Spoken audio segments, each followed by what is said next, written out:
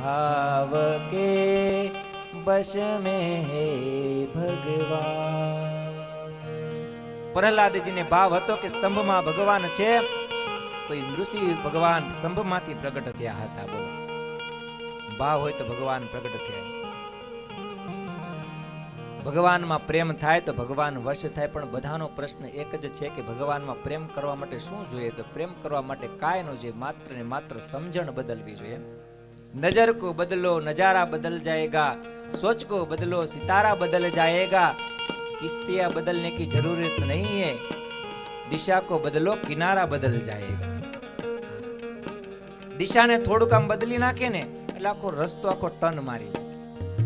દરિયામાં વહાણ હાલું જતું હોય ને એક દોરાવા ખાલી દિશા બદલે ને તો વહાણ આમ આમ નીકળવાનું હોય ક્યાં અને બીજે ઠેકાણે નીકળે.